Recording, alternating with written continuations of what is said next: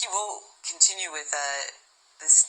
He'll try to repeat the game against Magnus. He would love to play another knight d2 Benoni, but I think I don't Bogo think we're going to see a Bogo. I think that Magnus is going to stray in this situation. Absolutely. I would be very surprised if Magnus didn't play a little bit of an offbeat Queen's Gambit decline, maybe even a slog.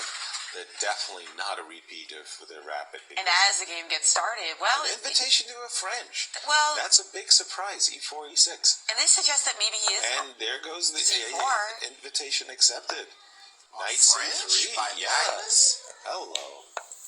I mean... and the Steinitz. All kinds of stuff. Well, we know he has an enormous repertoire. But Simon Agnishty, that's right. Simon has been... the trainer from boyhood, I should say, for Magnus. How do you feel about this particular line in the French jazz? I think it's a very, very good line. I like this whole ending with Queen b6. You have to be a genius to beat black in this ending after trading queens. Garry Kasparov did it once against Evgeny Baryaev, but it's very hard for white to win this ending. Why is that? Because the bishop on c8 is traditionally such a bad piece in the French, so why is this endgame so holdable? Well, the problem is where's white's breaks? Just think about that quickly for a second. It's got to be c4, f5. Those are your breaks. If there's other breaks, you let me know. Black is going to play king e7, bishop d7, and g5.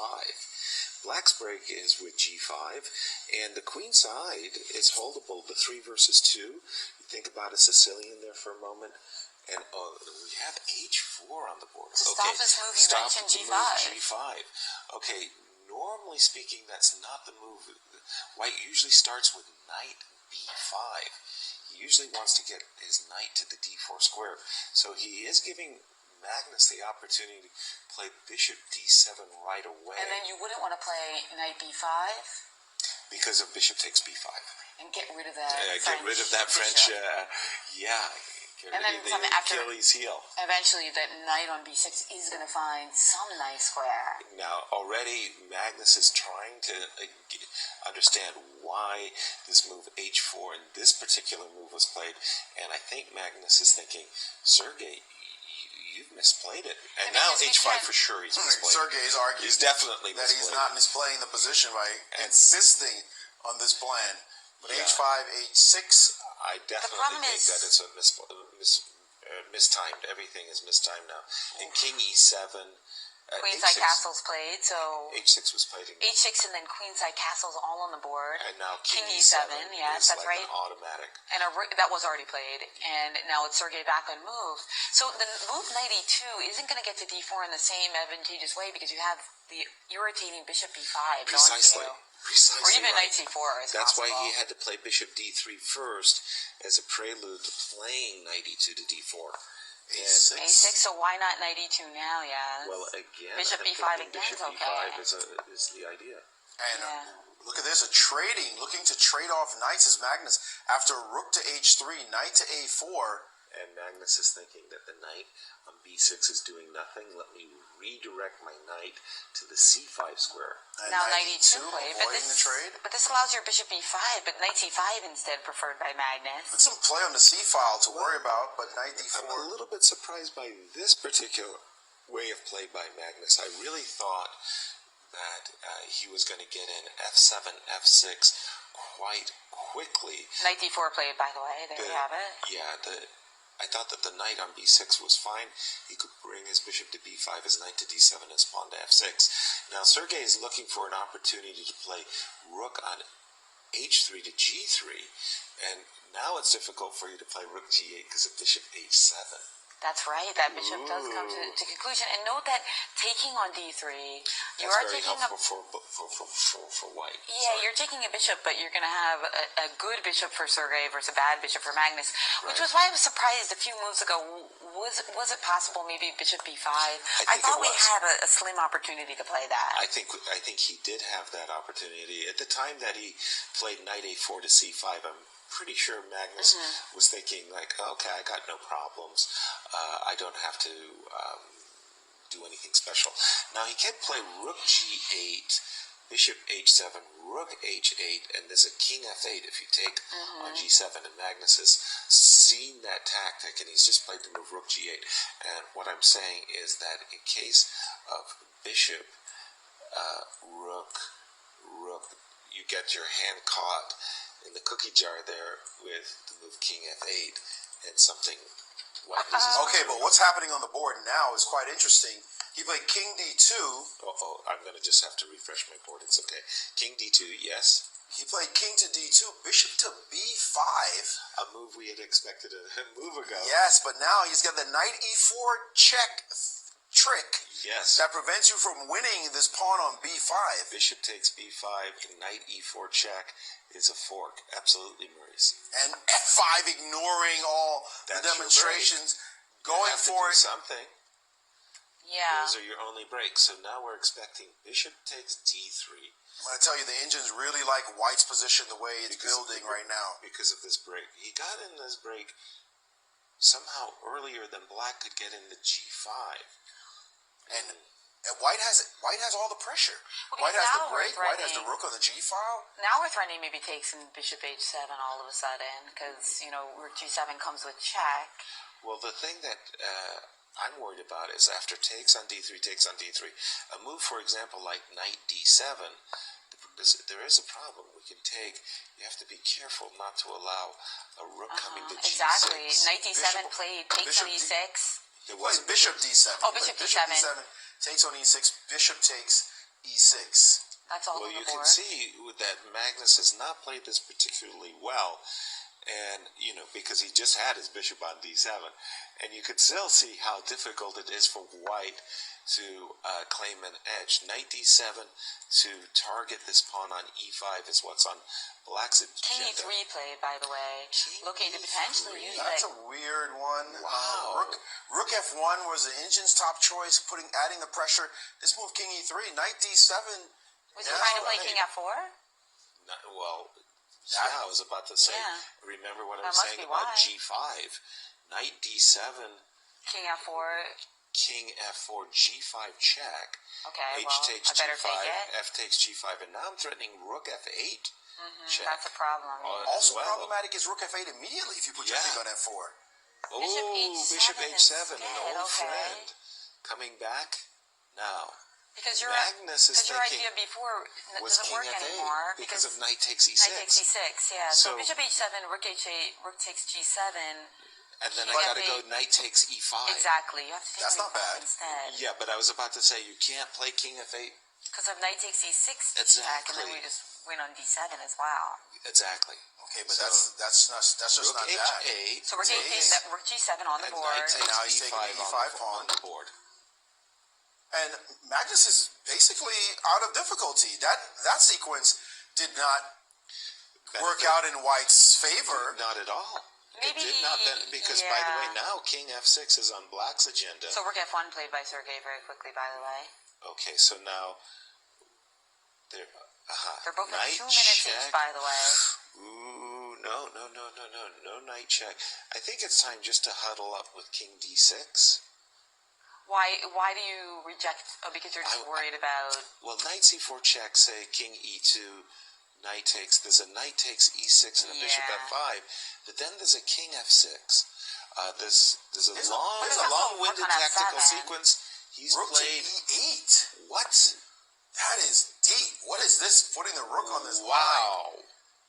Okay. Mysterious rook moves. That is mysterious indeed. That is a shocking move, actually. Well, first of all, he does get out of the threat of knight takes e6 and bishop f5. But wasn't there a better square for the rook to find than e8? Okay, very confusing. And again, the times, Jen, minute. It looks like a minute and a half for each player. This is rich. And a deep think right now by Sergey as he's trying to figure out how to organize this, but he's got to worry about the clock. And bad news for the Frenchman. Richard Report has defeated MVL. Wow, Rough day. what a result. Well, I was telling you guys I'm beginning to become a Richard Report We will fan. look at that blunder by MVL later, and as Aronians feels good about that, but he's got to keep up the pace. As I said, knight takes e6 play, king takes e6. We will talk about that in a moment. Now, this trade, white does have... I'm not a big fan of this trade by Sergey. But he's played King D4, marching up the board. A good general leads his army. What is he going to do? Knight C6 check, King C5, King Knight C5. back to E5. What is White's King doing on King B6, D4?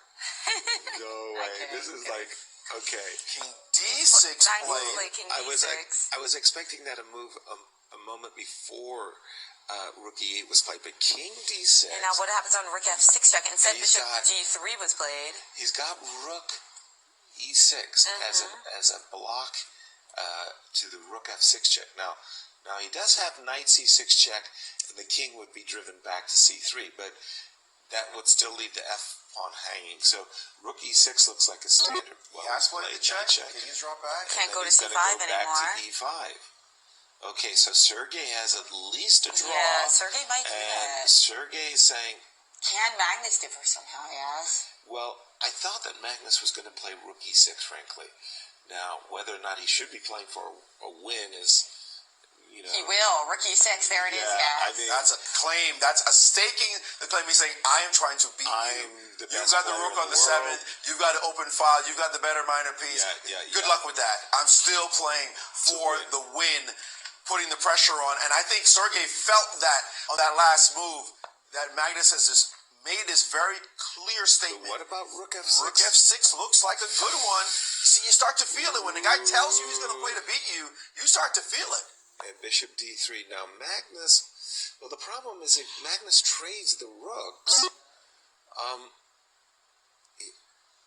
so the Rook on G7 will actually be a very... Okay, he's given him a chance to play Rook check. Magnus has now jumped to take this trade. Everything has changed because the King can come to F6 and drive White's Rook, which was very active, off of G7. This is still a crazy position. But Sergey in lots of time pressure compared to Magnus. 17 seconds to Magnus's 51. That's critical. That's big. Okay, Magnus is setting up Sergey's a cheapo here. Sergey's not coming up to pace with the clock situation. Look at this. He's still moving slowly.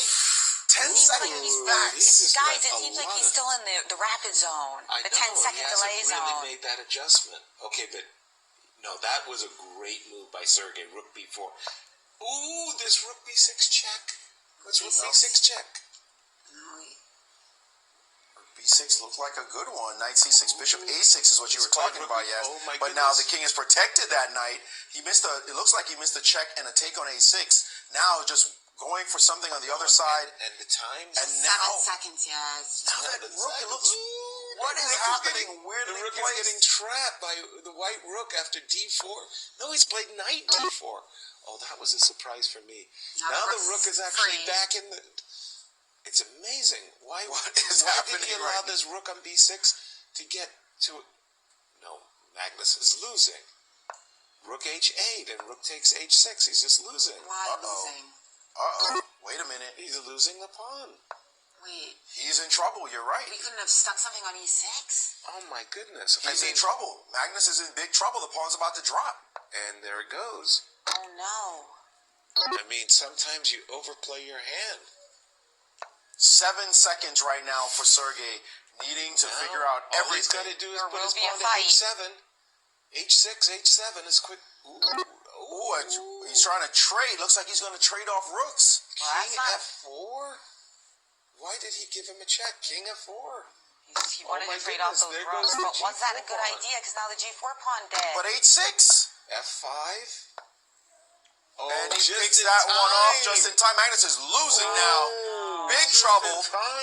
Big trouble as Sergey's up a pawn, and he is just flicking these moves out.